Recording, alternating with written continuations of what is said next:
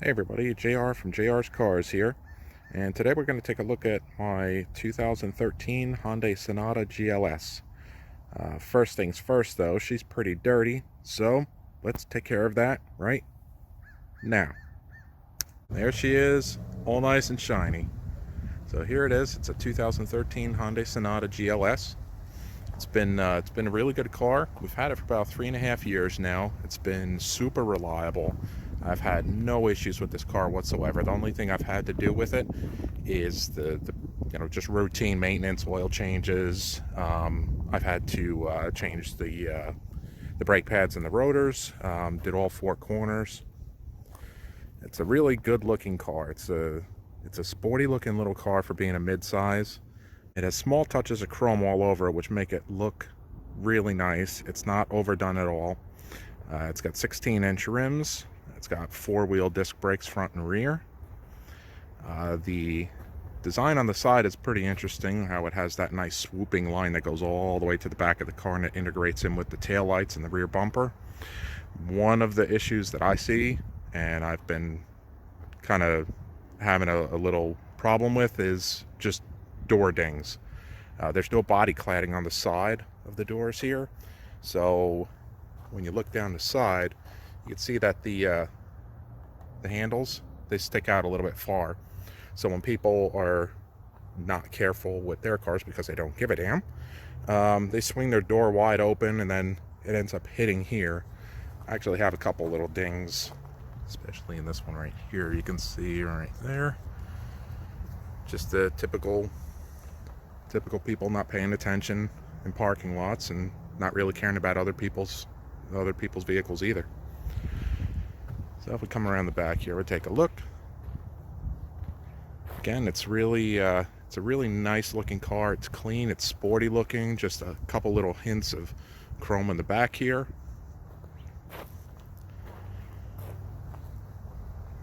You have your gas tank on the driver's side, which is nice. My other car's on the passenger side. Sometimes it's hard to get a gas pump. This does have satellite radio. That's your antenna right up top there. And little shameless plug here for my wife, because it's actually her car. She is a marathoner. She had this one here on the left, which is the New Jersey Marathon. She's run that 4 times. She'll be running it for her 5th time this year in April. And we have the Marine Corps Marathon, Marine Corps Marathon, Marine Corps Marathon, 3 years. She'll be doing her 4th Marine Corps Marathon this October. But let's get back to the car. Alright, so here we are underneath the hood of the car. And this Sonata is powered by a 2.4 liter 4-cylinder GDI engine. And it's mated up to a 6-speed automatic transmission that also has an auto stick feature, which is pretty neat. This engine puts out 200 horsepower and 185 foot-pounds of torque, which might not sound like a lot, but in a mid-size car, it's actually pretty stout. I took a 0 to 80 mile an hour video, and you can check that out right here.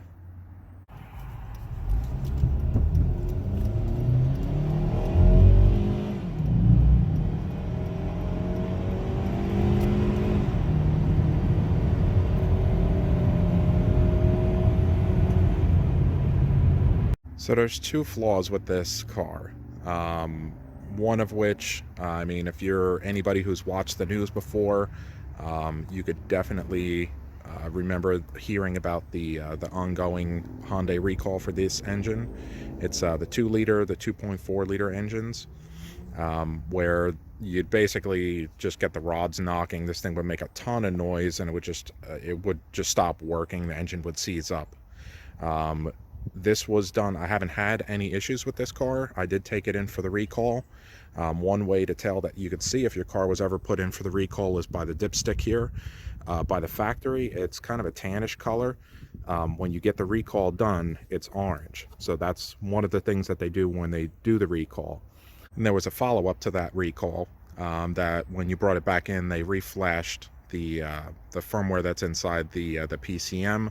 That actually used the knock sensors in the engine to listen for knocks. So if there was anything that maybe was missed during the recall itself, that it would be picked up by the knock sensors and it would throw the car into a limp mode, which would, obviously decrease power on the car. It would at least get you to get off the highway just in case anything were to happen, and, it's not going to catastrophically fail when you're doing 80 miles an hour up the highway. One of the recommended services that you need to do with a GDI engine is to have a top-end cleaning done. I believe the regular service interval is about every 30,000 miles on that. And what it would do is it will clean, basically it'll clean up the carbon deposits that are on the backside of the valve, which if you get enough of it in there, obviously it could affect gas mileage, it could affect the way the car runs. It could even, if it's bad enough, it could end up cutting little holes in the valve seals, and that will just add to your oil consumption too. So if you have one of these GDI engines, I would definitely suggest making sure that you put that on your scheduled maintenance, because it will alleviate some of the future problems that you have in the long run if you plan on keeping these cars for a while. With that being said, here's your key. Let's give it a start.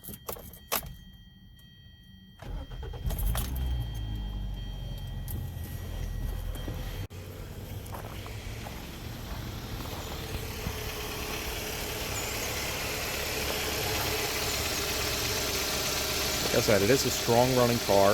It's got lots of power to it for being a mid-sized vehicle. It's pretty quiet. On cold starts, you do hear like a little ticking on the top end, but then it goes away within a couple seconds. But that's what I've been told from Hyundai is normal. And it also goes with the oil consumption too, which I kind of disagree with. Is that when I had it in for service, when I was having the recall completed, I had brought up the oil consumption, and they told me that, which is kind of humorous and it kind of made my eye twitch a little bit, they actually told me that for every 1,000 miles of driving, that it's normal for one of these engines to lose 1 quart of oil. So I kind of laughed at the guy and said, so you're telling me that in a typical, say, 3,000 mile oil change in a car that holds 5 quarts of oil, it's normal for it to lose 3 quarts of oil. 3/5 of the oil that's in the engine is normal to be blown out and consumed, which it blows my mind. But they claim that it's normal. So with that, we're going to move on to the interior of the car. Alright, I had to move the car around a little bit because of the sun glare, so just bear with me here. So the interior, it's pretty much standard, as most cars are now, that there's a lot of plastic in there. So if you look at the car doors, right, it's all plastic here. You have a soft touch armrest. You have your window controls here. You have your lock, your window lockout, and your power mirrors for both sides in the front here. The seats in this car are actually really comfortable. They're stiff, but they're comfortable. We took this car down to Florida. It was about a 1,300 mile trip, and we had no issues with it. It was comfortable enough, no complaints from anybody. It's got good padding. The seat bolsters here, there's airbags in the seats themselves. There's bolsters in the bottom, which definitely help keep you in the seat if you get a little spirited here, which honestly, when I drive this car as opposed to my Torrent, I do get a little more spirited driving this one than I do mine. All right, if we look in the back here, you can take a look at the back seat. Back seat is, same fabric as in the front. They're very comfortable seats. They even have, some significant padding here and then the sides, which holds you in really nice. It's pretty good for having 3 people in the back. It gets a little cramped. It is a mid-sized car, so we're not talking about a Expedition or something really big. So I'm a big guy. I have the seat set the way I want it to be in the front, and it's a chore to get in here. I'm not going to show you here, but it's a chore to get in if I wanted to sit behind this seat here. I would have to have my legs at an angle instead of straight, and I really don't have all that much leg room if I were standing in the back. But if you have 2 passengers in the back, it's nice because you get this little center armrest. You can put that down. You have your 2 cup holders in the back here. And you do have 3 headrests in the back here. These do go up and go down. We keep this one down because if you're looking in the back, I'll show you from the front side there. If you look through the back window, there's really seeing out the back window is a little bit of a chore. And if you have all 3 of those headrests up, it's going to make it even worse. Show you the trunk real quick. You get your buttons down here, which actually for your gas tank and for your trunk. Let's pop that open. And if you look in the back, the trunk is huge in this thing. There's so much room back here. I was able to fit everything that we needed for an entire trip, going down to Florida for a week. And I had no problems. 5 people putting all of our stuff back here. We had so much room. If you open this up, you have your spare down here. It's not a full-size spare, it's a donut. And you have all your tools that are in there too. On the left-hand side over here, you have your emergency handle for the gas tank. So if the popper doesn't ever work on that, you can give that a pull. And it pops open. In the trunk also is where you actually put the seats down. You can put the interior back seats down. You give that a pull, it releases. Open the door.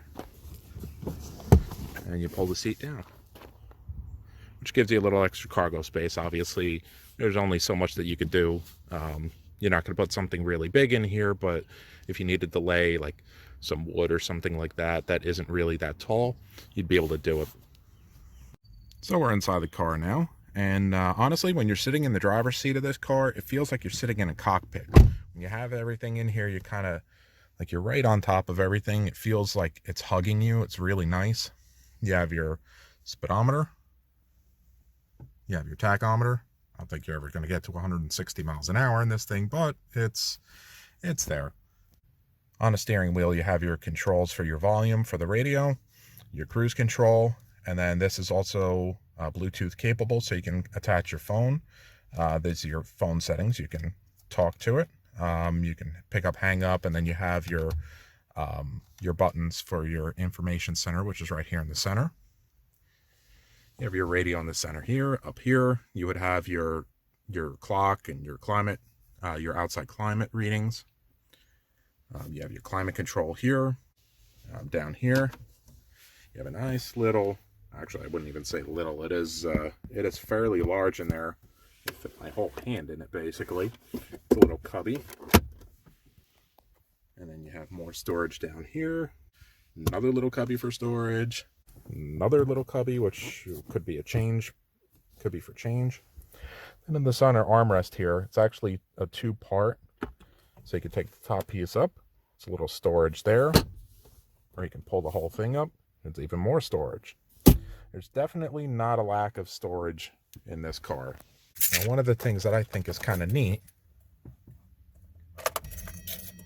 when you go to turn the car on, Sonata. And there you have it. There's the 2013 Hyundai Sonata. So if you like content like this and are looking for a little bit more, please do me a favor. Give me a like. Subscribe over here. And I'll catch you guys in the next video.